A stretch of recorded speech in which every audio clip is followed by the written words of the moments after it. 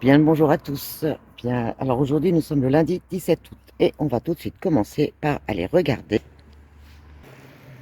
un menhir et plus exactement une allée couverte. Donc c'est Prajo Menhir. On est toujours sur Trébeurdin et donc a priori qui date du 3e millénaire. Et je commence à le voir là-bas au fond. Alors on va aller voir ça de plus près. Alors il est tard, hein, il est plus de 11 heures du matin, mais vous voyez, ça y est, j'ai le temps breton. J'ai la petite bruine du matinal. Fallait bien que ça arrive depuis le temps que j'avais pas, j'avais encore pas eu trop de problèmes au niveau du temps. Donc maintenant, c'est parti. Bon, ça va. Ça fait 4 jours, 5, c'est le cinquième jour. Cinquième jour. Non, attends. 12, 13, 14, 15, 16. C'est mon sixième jour. Donc, ah oui, belle allée. Évidemment, les gens montent dessus. Delphine, on a dit pas de mauvaise langue. On arrête les mauvaises langues. Donc voilà, l'allée est superbe. Et oui, ça mouille, c'est la fête à la grenouille. Regardez-moi ça. C'est immense. Elle est super longue. Ah, je vais faire le tour.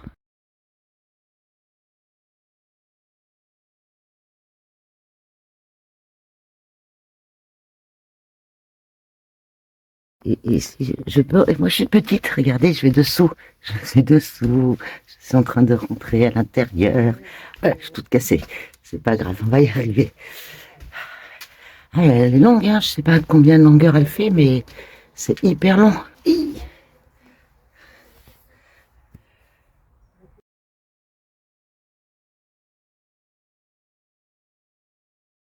Superbe, en tout cas. Et je pense que, vous voyez, ici on dirait qu'il y a des restes pierres, et ça se trouve, et là il y a un menhir. Donc si ça se trouve, ça a été peut-être même plus long que ça à la base. Ah, mais j'adore. Je ne pourrais pas dire le contraire, c'est quand même beau. Allez, ben je pars en direction de Rouskov, je pense. Voilà, je vais m'arrêter au fur et à mesure des choses que je verrai sur le bord de la route. Comme ça, par exemple. Et puis, ben, je vous ferai partager le reste, hein, comme d'habitude, hein, j'ai envie de dire. Allez, c'est reparti, mon kiki.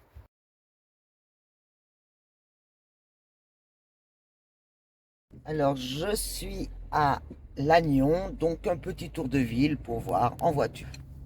Oui, parce qu'il pleut, alors j'ai pas envie de... Alors, hop, hop, hop, hop, hop. On va commencer par aller vers l'église.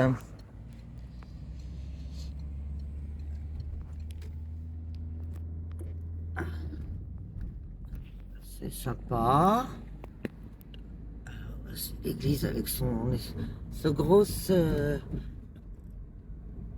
est grosse quand même. À travers là, on voit aussi. Ah, ça marche aussi. Sympa. Sympa. Oh, le centre a l'air sympa. Alors, faire mon petit tour, je vais redescendre, je vais essayer de faire un tour un peu plus conséquent. Je pense que je dois pouvoir traverser différemment. Et puis, je vous montre un peu tout ça, puis je continue la route parce que comme il fait pas super beau et super chaud, comme vous avez pu le constater, donc il y a 20 degrés dehors, la petite bruine matinale, et voilà. Et donc, eh ben, allez, hop, petite rue simple, monument aux morts, voilà. Et oh, s'il y a des jolies petites maisons au centre, on aurait dit trop tard. C'est pas grave. Je peux redescendre par là? Non, évidemment. C'est pas trop mal. Je savais pas trop à quoi m'attendre, mais c'est pas trop mal. Alors attendez, je vais reprendre tout de suite. Bon, j'ai pas retrouvé le centre comme je voulais, donc je suis reparti sur sur la route. Donc voilà, bon, on a vu un petit peu. Ça a l'air sympa. Ça mérite peut-être de s'arrêter une prochaine fois. Là, pas le temps aujourd'hui. Allez, moi, je continue. Alors, j'arrive à un petit village. J'ai perdu le nom. J'ai beaucoup de mal avec les noms bretons. J'avoue. Déjà que je perds également mon orientation. Je suis un peu perdue. Mais là, a priori, je vais arriver sur quelque chose, genre, on va regarder ensemble, mais je vous donne un indice. Il y a un hôtel devant, il s'appelle comment? Sympathique, hein. Sympathique petit village. Et voilà, la plage. Alors, la marée est montante, hein. Voilà. Donc, belle plage. Comme d'habitude, hein, c'est toujours aussi sympa, hein. Bon, il y a beaucoup de monde, il y a beaucoup de panneaux. Voilà, quoi. C'est la Bretagne à moitié Côte d'Azur, on va dire.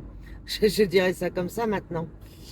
Mais en tout cas, voilà, c'est sympa. C'est quand même assez sympa.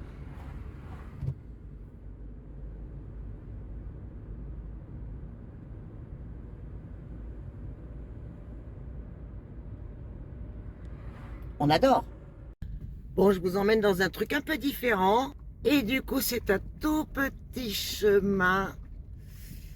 J'ai l'impression d'être perdu au milieu de la cambrousse. Bon, c'est un peu le cas, hein. Je suis vraiment perdu au milieu de nulle part. J'espère que ça vaut le coup. On verra ça en arrivant. A priori, j'arrive bientôt. Donc, je vais pouvoir me garer. Et on va voir ce que ça donne. Alors, je ne sais pas du tout à quoi m'attendre. On verra bien. Je vais arriver de toute façon. Donc, je crois qu'il faut que je me gare ici et que je finisse à pied. On va aller voir ça. Surprise. Bah écoutez, voilà, hein, je vous emmène. Ah oui, j'ai mis ma petite veste parce que je suis pas à l'abri d'une petite bruine qui va me tomber dessus, hein. Vous voyez, c'est bien bouché aujourd'hui.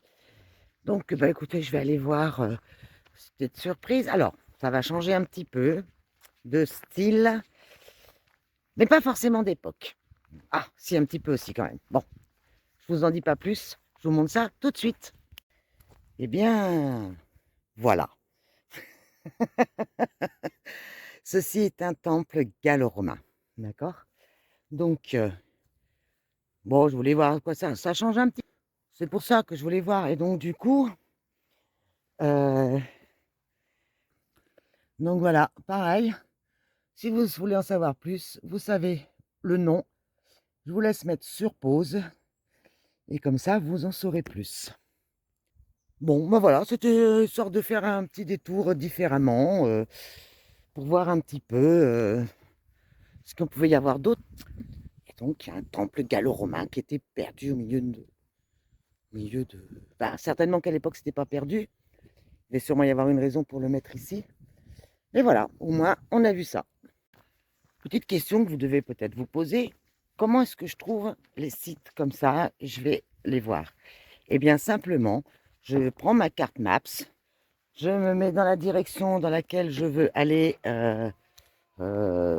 ensuite, et je regarde et je balaye avec la carte Maps s'il y a des trucs qui peuvent m'intéresser ou pas. Voilà. Après, c'est subjectif, hein. Moi, je choisis ce qui me plaît. Donc ça me permet de faire un peu de points et puis voilà. Donc je regarde, au fur et à mesure, sur, la route, ce qu'il peut y avoir.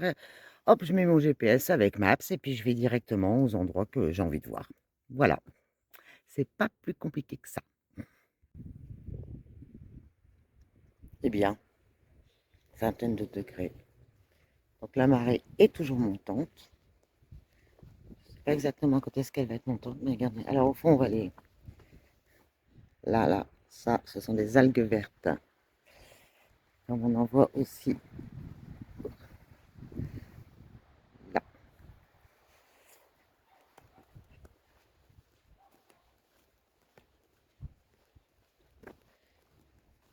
Pas cette petite balade dans le sous-bois en pleine canicule, ça devait être super agréable. J'avoue, bon, j'ai posé ma veste et il fait un peu frais quand même. Allez, on va aller voir. Alors, je suis toujours sur un GR, c'est marrant, ça doit être toujours le GR34, le sentier des douaniers. Et donc là, je vais. Attention, je marche. Je vais vous emmener voir une autre petite curiosité qui correspond à la même époque que que ce que le temple d'avant. Et je vais vous montrer ça tout de suite.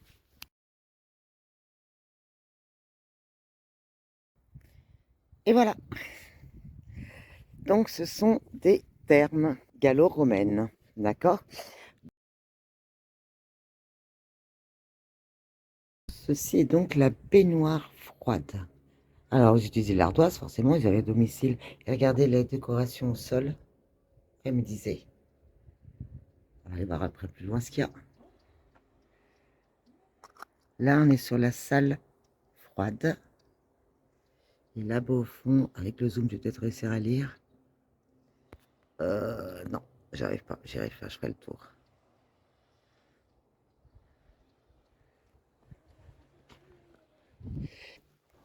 Ah, je suis dedans. Donc, le vestiaire. On disait la salle froide. Là, c'est pour nettoyer les pieds. Et donc, la baignoire froide. Avec... Et quand on continue sur l'étalage, donc ça, c'est le grand bain. Et donc ici, j'imagine que c'était la salle tiède. On voit au fond les briques qu'ils devaient garder, parce que regardez bien ici, on voit qu'ils chauffaient à cet endroit-là. Et là, donc, on a la baignoire chaude. Ah ouais, ça devait être comme un sauna, avec les arrivées d'eau chaude. C'est excellent quand même. Ah, ça vaut le coup quand même de venir. Et bien maintenant, on va rentrer dans la grande place. Donc c'est là où il stockait un peu de poids. Et donc ce qui m'intéresse surtout, c'est la remise, la réserve. Ce qui m'intéresse surtout, c'est ça. Hop, c'est l'emplacement du réservoir d'eau chaude. Et donc comme on voit, il mettait à chauffer là-dedans. Il y a du salpêtre. Il mettait à manger, il remplissait à l'intérieur le bois pour faire chauffer. Et du coup, ça amenait derrière au fond, chauffer là-bas au fond. Voilà. Non, non, c'est très intéressant. Sympa. Il y avait aussi une chaufferie extérieure. Ah ouais. Ah ouais, bien comment c'était fait les piliers. Ah oui.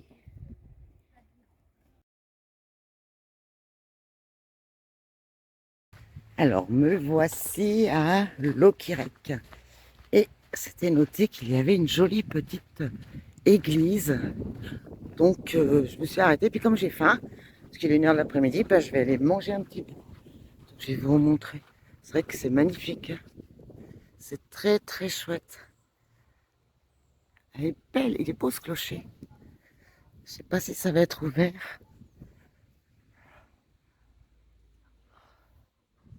Je vais essayer d'éclaircir un petit peu.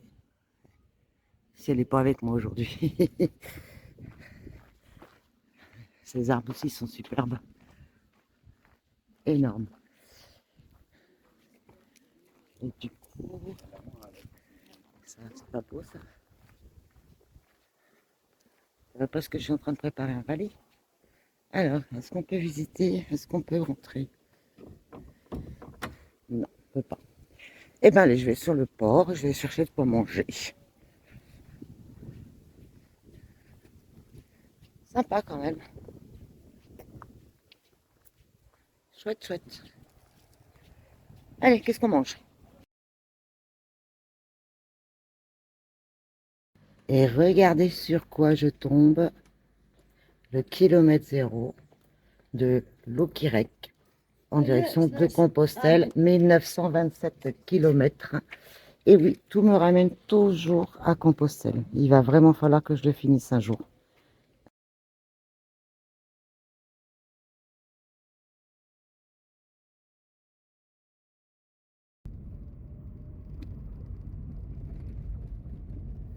Regardez-moi ça. Ah, je vais prendre la route par la côte parce que ça vaut vraiment le coup. Donc je vais filmer et puis... Oh, qu'est-ce que c'est beau! Mon Dieu, que c'est beau!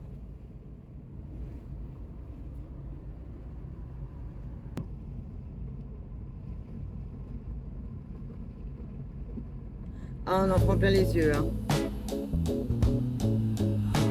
On en prend plein les yeux. Oh.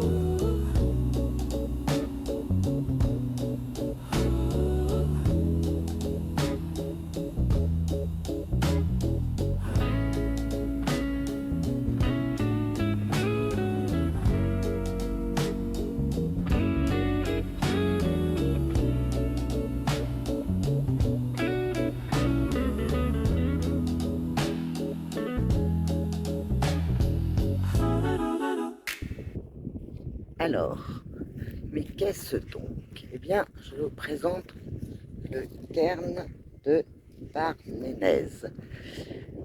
Donc, un cairn date à peu près du néolithique. Souvent, ce sont des tombes. On va commencer par ce côté-là, du coup. Là, il y a exactement une enfilade de 11 tombes en forme de dolmen, hein, sur le côté. Là, avec les dessins correspondant à des explications. Donc, par exemple, les U ici.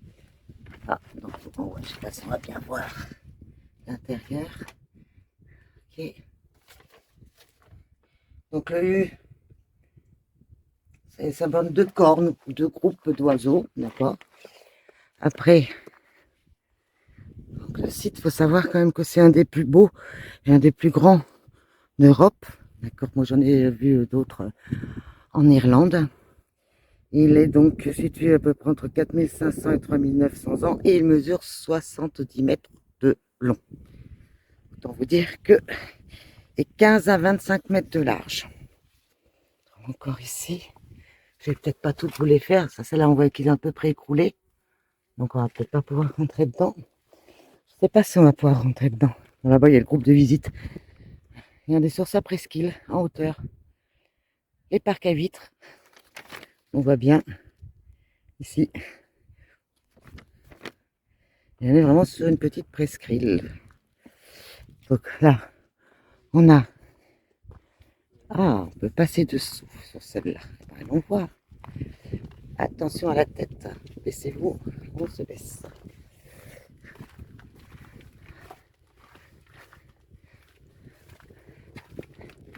Ah, pas grand-chose. Hop. Et donc ça, c'était une chambre funéraire. Ok, donc on est vraiment à l'intérieur de la chambre funéraire. Qui était donc bien complètement recouverte ici. Alors, de l'autre côté, je pense qu'à chaque fois, voilà, ça fait ça. Ok. Allez, on repart.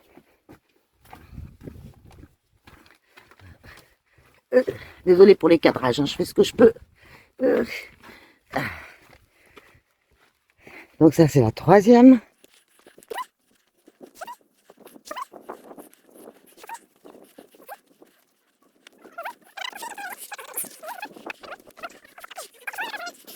Voilà, vous avez 70 mètres de longueur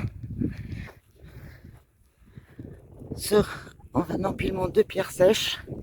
Alors la pierre sèche, pour ceux qui ne savent pas, c'est vraiment la pierre. Bon là, elle est scellée, mais normalement, c'est des pierres qui ne sont pas scellées à part peut-être avec un mortier fait d'argile et d'eau généralement.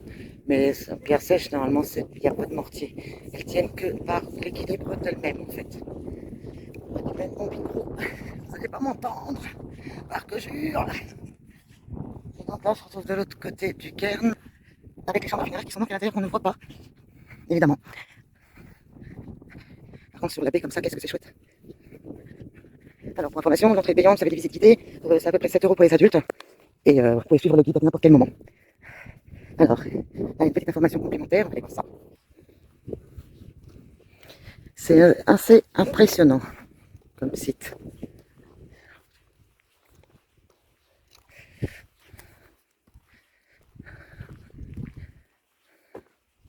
Ah oui, on la voyait tout à l'heure avec le petit trou là, dans la pierre. Où est-ce qu'elle est la pierre? Je la vois même pas. Là. Ça y est, oui.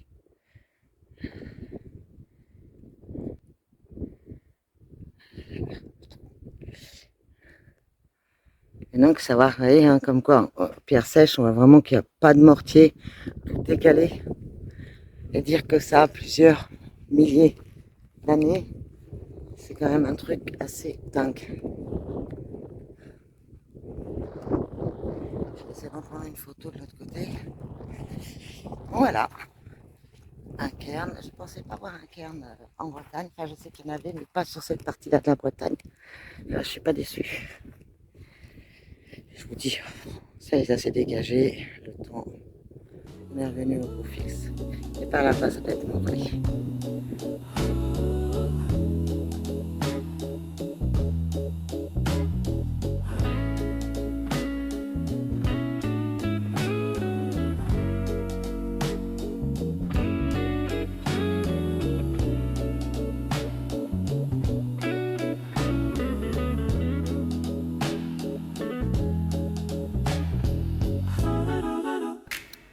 Bon, après le calme qu'on vient de faire, je vais faire un petit tour dans le centre de Morlaix pour voir un petit peu ce qu'il y a de sympa. Et ça commence très bien car première rue. Alors c'est beaucoup à vendre, mais j'adore le fait, avec la rigole, hein, pour ceux qui ne savent pas, pour les enfants que j'ai, on est là. La rigole au centre permettait d'évacuer l'eau qui était jetée des fenêtres des étages supérieurs. Et cet encorbellement que l'on voit à deux fois là, pourquoi l'encorbellement? Parce qu'en fait, à la base, au Moyen-Âge, c'était taxé par rapport au sol.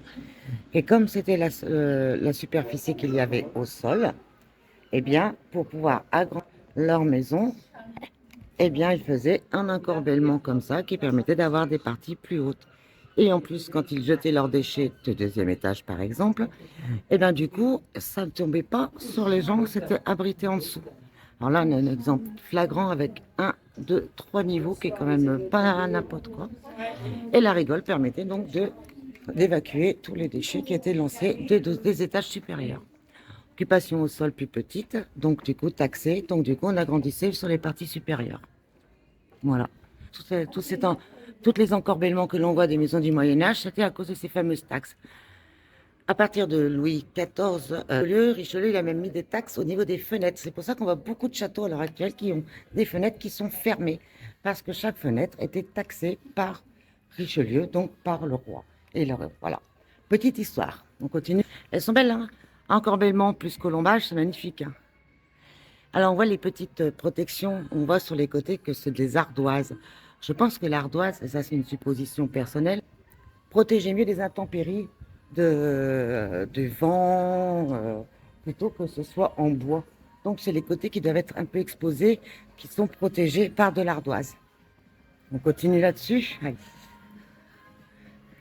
Alors, c'est vraiment qui met la musique, hein. Je fais ça pour YouTube, parce qu'ils ils vont me taxer parce qu'il y a le son de la musique derrière. C'est pas de ma faute. Encore une belle maison en encorbellement avec l'ardoise sous les côtés. Ah ouais, c'est sympa quand même. Je m'attendais pas du tout à ça. Et puis après, l'ardoise, ça dure plus longtemps dans le temps, alors que les peintures sur le bois, il faut quand même les faire régulièrement. Ah ouais. Là, on voit bien les maisons. Oh là, celle-là, il était très ambitieux. Il voulait vraiment avoir une grande chambre au deuxième étage. Énorme l'encorbellement. Elle est belle, hein? Très très belle. Je vais la prendre en photo en plus.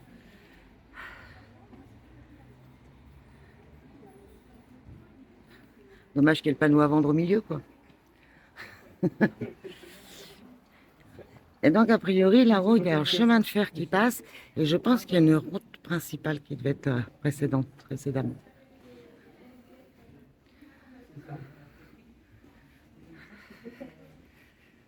C'est dur de ne pas prendre les gens en même temps.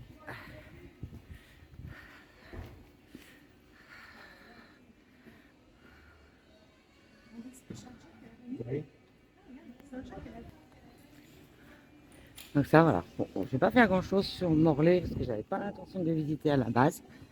Mais ça valait le coup. Et on va aller faire un tour dans l'église. Quand même, histoire de pas changer nos habitudes. Donc c'est Sainte-Mélène. Ok, sympa. Sympa. Allez, on va aller voir ça de plus près. Vous savez que j'aime bien visiter les églises. Ah, mais regardez ça par contre. Ça, c'est magnifique. Ah ouais, ça c'est beau. Allez, je rentre dedans. Sur Saint-Mélène, pardon, pas Sainte, Saint.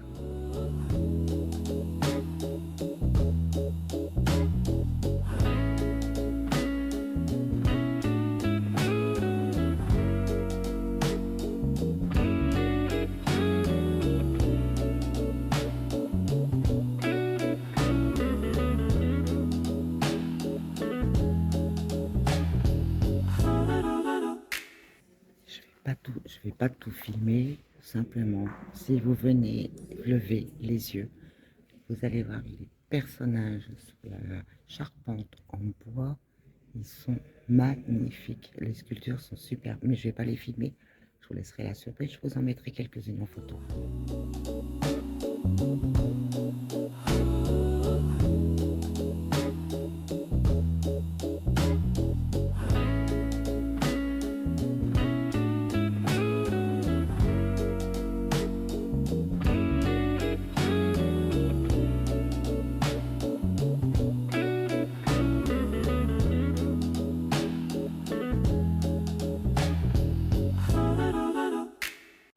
Tiens donc, là, les marques des tâcherons, ça vous parle? Hein? Est-ce que ça vous parle? Ah putain, la croix de David, elle en fait partie. Ah bah ok. Et bien là aussi, dans plusieurs endroits, il y a des marques de tâcherons.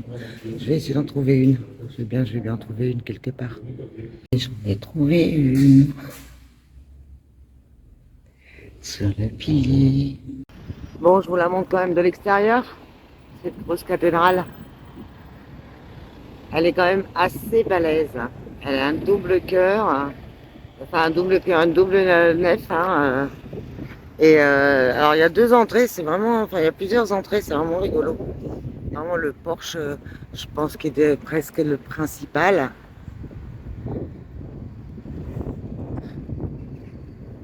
Alors, vous avez vu l'intérieur, je vous montre un peu l'extérieur quand même mieux.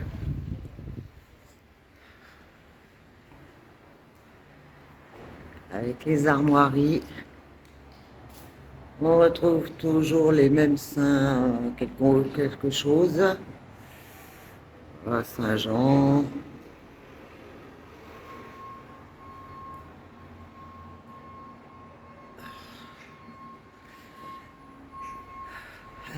Et les chiens qui courent après les lièvres. Hein. Et là, ils sont en train de faire tourner le cochon à la broche. C'est les petits détails qui font que ça, c'est intéressant. C'est en voyant ces petits détails qu'on trouve des choses intéressantes, en fait. Allez, moi, je vais continuer la petite visite.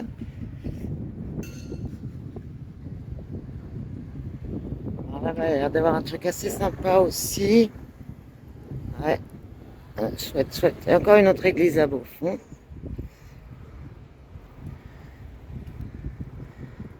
Et moi, ce qui m'intéresse, c'est cette rue principale. Alors, on va regarder le camion. Hop. C'est joli, ça aussi, hein.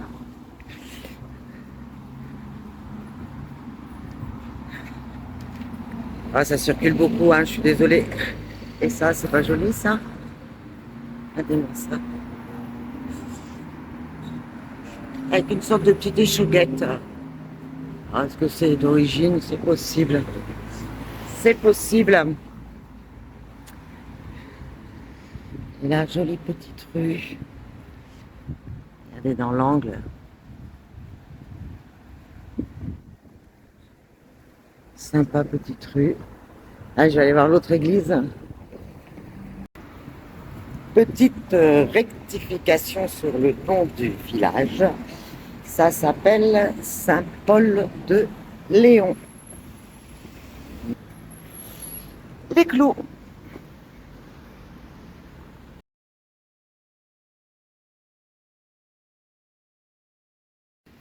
C'est quoi donc tous ces étendards? Une exposition des étendards de la région. Sainte-Carantec, Saint-Hervé, Saint-Adrien, Saint-Quay, Saint-Prieur. C'est rigolo, c'est rigolo. Il y a sûrement une raison pour avoir tous ces trucs-là. C'est chouette. C'est peut-être pendant la procession qu'il y a eu... Alors, dans un style différent, hein, quand même. On voit qu'elle est plus récente, parce qu'il fait plus chaud dedans. Collège de Léon, congrégation. C'est marrant, cette histoire. Attendez. Là, il y a sûrement une raison. Mais laquelle, je ne pourrais pas le dire. Alors, j'aime moins. On a toujours ces coques de bateau renversées. Mais j'aime moins. Enfin, vous me direz ce que vous en pensez entre les deux. On a pu monter au clocher, mais c'était jusqu'à 18h. 17h30 même. Bon, ben voilà, j'ai raté. Il est 18h30.